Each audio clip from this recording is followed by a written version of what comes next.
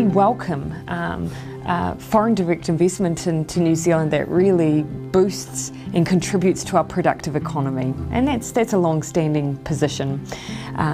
We have a very specific piece of legislation though that applies to our telecommunications sector.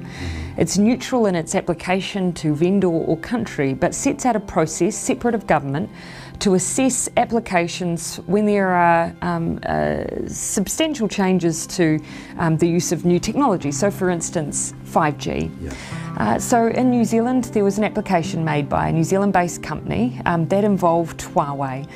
Separately of the government, our Security and Communications Bureau responded directly to the New Zealand-based vendor with security risks that they were seeking to have mitigated. And that's currently where the process sits. I've seen some suggestion that Huawei products have been banned in New Zealand. That's simply not the case. We already have Huawei products in New Zealand, and Huawei already operates in New Zealand. However, this was a specific new application, and as I say, we're midway through a process, and currently that process is directly between our regulator and with the New Zealand vendor.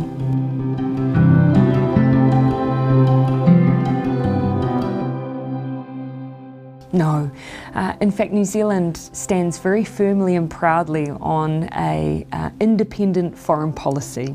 Regardless of the views of others, our process is our own. Regardless of the position of others, New Zealand will determine its own activities in this space.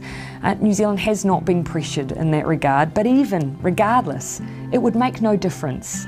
We determine our policy and our position on these matters.